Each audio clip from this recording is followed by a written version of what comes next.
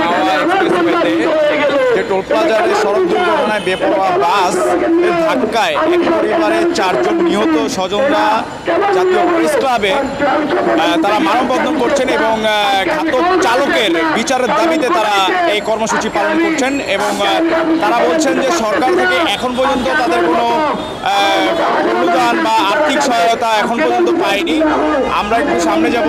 এখানে মানববন্ধন করছে মাওয়া এলিভেটেড এক্সপ্রেসওয়েতে যে সড়ক দুর্ঘটনা ঘটেছিল, যে বেপরোয়া বাস চালক, তার কারণে এক পরিবারের 4 জন মারা গেছে। তো তাদের স্বজনরা এখানে মানববন্ধন করছেন এবং কর্মসূচি পালন করছেন। আমরা একজন স্বজনের আত্মীয়ের সাথে কথা বলবো, স্বজনের সাথে, যে আপনি কি দাবি করছেন? আপনি কি দাবি করছেন?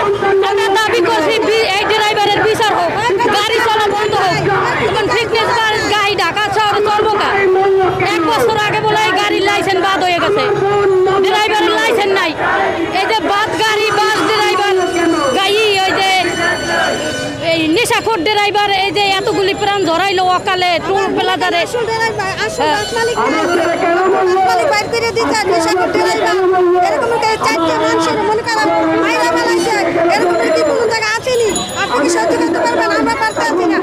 একটা বাচ্চা পাগল হয়ে গেছে, নিজেও চোখের ব্যথা, মাথার ব্যথা, নিজেই বাঁচে কিনে গেছে। বউ আইসি দেয় ভর্তি করে, ফুলের মাথা ভেঙে গেছে, নির্মুখ ভেঙে গেছে, মানে বিপুল সাথে পাঞ্চা লাগতে আছে।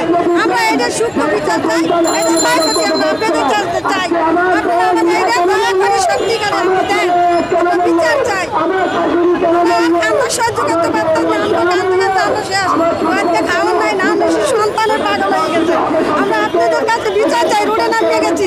শুধু এই মুখের দিকে তাকাই, শিশু বাচ্চার দিকে তাকে 4টা মানুষ পরিবারে মারা গেছে। আমরা তার বিচার চাই, আমাকে বিচার করাই দেন। আপনাদের কি সরকার থেকে কোনো অনুদান দেওয়া হয় নাই?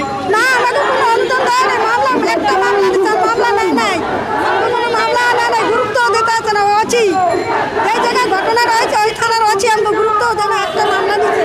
আমরা তার বিচার চাই, উপযুক্ত বিচার চাই। আমরা ঢাকার এলাকা, আমরা দুরান কমিশনার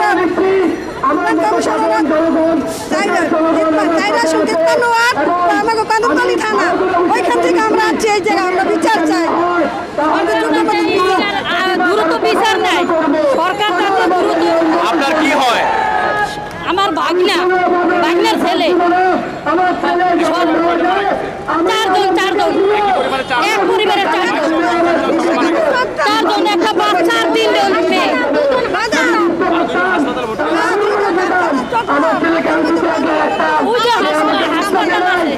অবস্থা ভালো না।